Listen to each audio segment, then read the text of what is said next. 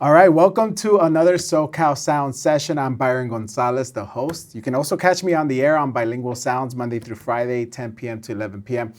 And today I am super excited because we've tried to welcome this band in the studio once before, and the last time, believe it or not, there was a wildfire going on, so the session had to be canceled. But there's no time like today to welcome Triangle Fire into our studios because they just recently released their new album, The Cost of Things, which I have been playing extensively on my show. And I'd like to welcome Ian and Roberto here in studio. What's up, guys? Hey, Dan. What's up? So charismatic already. I'm just happy to be here. You know? Yeah, well, thank you. Again, like, second time's a charm, right? Indeed. Yeah. It was crazy the first time around. Last time was fire, this time was rain. So we're covering all our bases, right? Yeah. And thank you for seriously kicking ass in that studio. The session sounded great. I want to talk a little bit about the art. Let's start with the art because it's interesting. What do you feel when you see this? You know, your art, your album come to fruition after a pandemic, after some fires. After some fires, you know. This project was another one of those big labor of love type of deals. So when I see that it's just from the ground up. We kind of built this thing. We do all the recording. We do all the biz. This was the one thing that we actually didn't do. My friend Walker Dubois actually designed this cool. For us, and he's just a super mega talent. What sort of direction did you give your friend here? Did you have a vision yourself, or you just kind of let your friend take it away? So we originally hired him to make a flyer for the Paramount show, the release show for the album, and he came back with something very, very similar to this, and it just looked amazing. And normally his art style is a bit different, so when we saw this, we were all kind of like floored and super stoked on it. So we decided to ask him to do something similar for the album cover, and that's what we got, and really enjoyed it. Very cool. I've been following you guys since Everything Works. That, again, another superb album. And now, we had an Instagram interview during the pandemic, and you previewed one of your songs, if you remember. And since that point, I've been excited. But it took so long for you to release a single.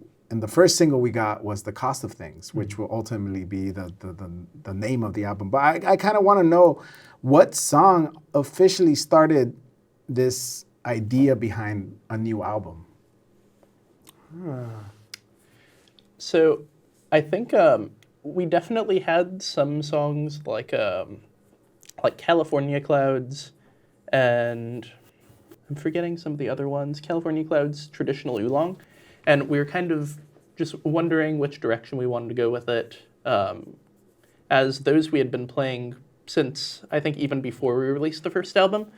But when songs like Free Parking and The Cost of Things actually came into play, especially for songs like Free Parking, the whole thing was a lot more collaborative, and we kind of tried to lean into that angle a bit more, while going over the songs we already had and deciding which songs to include in the album. And I think that new, more collaborative way of doing things definitely influenced the whole direction of the album. Yeah. Interesting. Now, for us talking on collaboration, do you guys also collab on songwriting? Because I in my head, the vocalist always seems to be the lyricist. Mm-hmm. Is this true for this band, or do you guys work together on that, chiseling away at the lyrics? I think for this set, it's definitely been another bout of like the songwriters kind of handling their own numbers. But the biggest change in this one was the fact that Ian actually has 2 songs on these that he wrote, nice. And they're some of the coolest songs on the album for sure. Which ones were they? Live in the Sunset and Run. I believe it's like the 3rd and 7th song or something like that. But yeah. Nice. How did it feel to write a song and to put it into an album? Yeah, it was really nice to get something that I felt organically fit into the fold of the rest of what we had. Because I had brought other songs, but previously, but none of them really felt right. But these kind of sat into it, and especially "Live in Sunset." I just brought in the piano, the chords, that part, and the vocal. And then all of us actually create our own parts for that, like the bass and the drums, and gave it kind of a whole new life to it. So Nice. yeah. So it's Triangle Fire. It's Triangle Fire there. It's a very Triangle Fire. It's a very Triangle Fire. I wanna know a little bit more about the Cost of Thing lyrics, because that one just hit me so hard. I mean, it's so timely. Inflation's going up. Bills just seem to be piling on to people's lives. Where were you, and how did the lyrics come to you? Are you a person that goes outside and just kind of ponders the world, or you just ponder from the inside and write? How did this one It come usually to be? feels a little more like the world is piling on me. It's at times, there's like What the cost of things, right? I think that's what it really was about. Like it was being piled on. I was like going through. There's like a breakup that I'd had, and throughout that, it was a lot of this dynamic of like me and this person. Like we couldn't. There's so many things we couldn't do because we couldn't afford it. Or, or we were concerned about even just having a regular day out because we had no time, and to take the time off would cost us, and every little bit. So all of that type of stuff, and so it was just kind of, I was like, most of these types of reflections, like that one and the cost of things, that happened, it's probably like late at night, just fiddling on the guitar, and I think it just spit out the song. I don't know. That's good. I mean, this one really hits me, and I think a lot of my audience as well. It's such a great song. It's such a ballad too, in a sense, right? Mm-hmm. Where do you hope this album will take you from here on? Now that it's been released, what are your hopes? Let's bring something into the universe, so maybe it'll come to fruition. This is the time. Put it out into the universe. What do you hope for this album and for the band in the coming years? Well, it's a lot. Yeah, it's a lot. Yeah, I think definitely it would just be, nice to get in front of more people, maybe, go on a tour or, open for bands we love. There are already a lot of great bands that we've been able to play with, but, just kind of keep extending what we're already kind of in the direction for. Yeah, I mean, it seems like what we've been doing for a long time as a band, especially since the time of Everything Works, is, we've been making these songs. We've been, learning to produce ourselves, with Ian especially leading the engineering, and Emilio helping out as well in that department. So this album is a big kind of like a statement of that, to so that people that haven't heard of us before, they get the most well-produced, straightforward version, and so that's so they can connect to, right? Yeah. It's one big business card. Yeah, right. Yeah. Here's my album. There you go. But people have been very, very generous with their words and with their expressions about this album, and I'm starting to believe some of it. That's great. I mean, you should believe it. It's a great album. I mean, I love playing it on my show, and especially the cost of things. I don't care if it's a slow song. It's a slow song with purpose and meaning, and your songs as well. There's a lot of purpose behind them, and it's such a GLA album. It's a greater Los Angeles area type of thing, where everything costs a lot.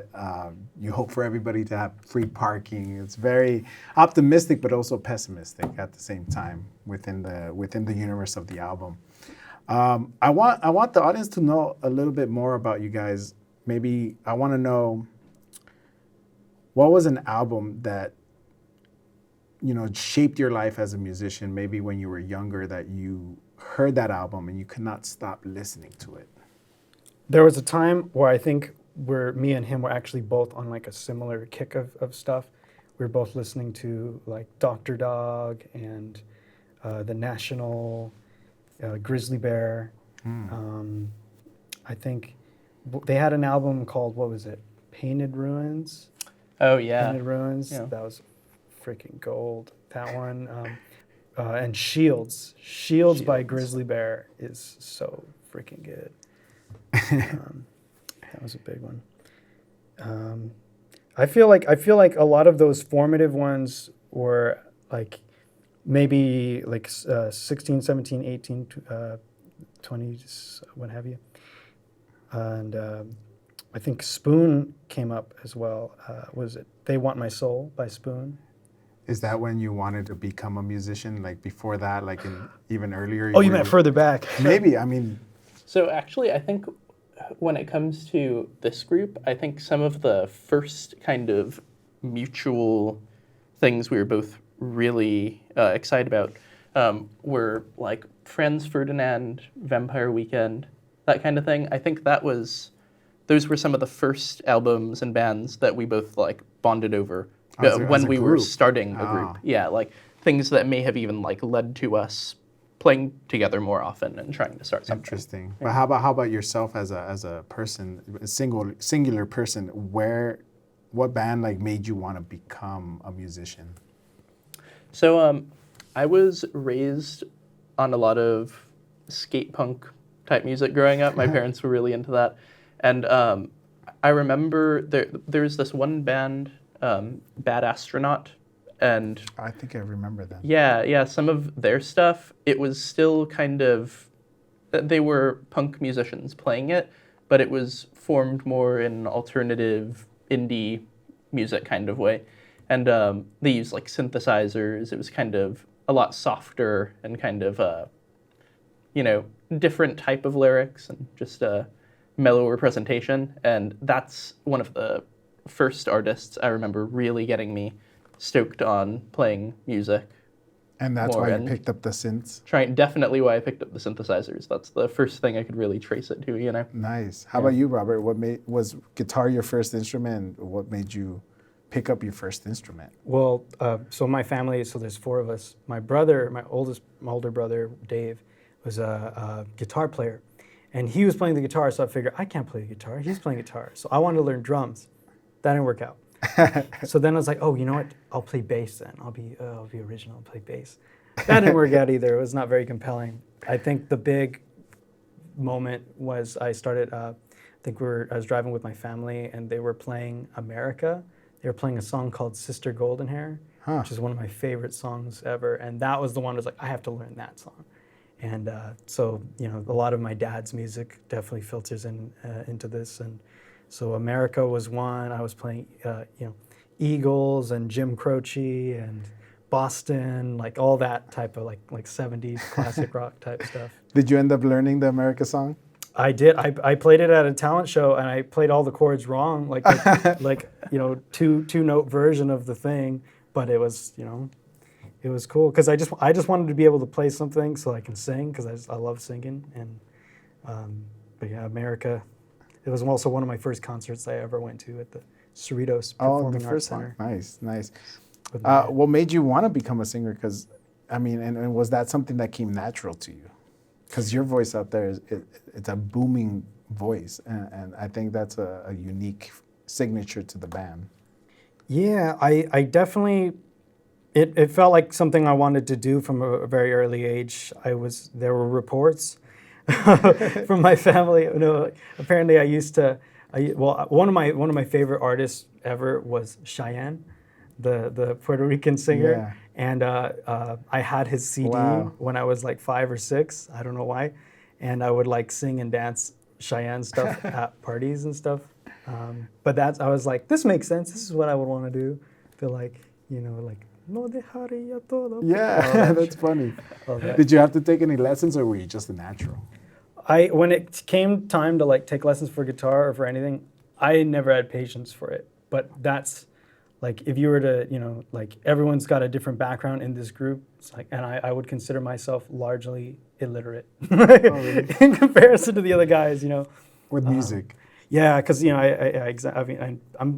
I consider myself a decent enough writer. But, I dropped out of college and didn't finish any degrees or anything. So it's like, yeah. And I didn't want to take guitar lessons, didn't want to take drum lessons or none of that. And who needs it? Yeah, who needs it? You're here. You have 2 albums in the can now and then out in the world for people to enjoy with great artistry. Well, that's, you said it. I don't have to say Okay, it. good. Yeah. Well, thank you guys for dropping by finally, and you're about to go in there and rock the stage, rock the room. Thank you guys. Thank you. Thank you.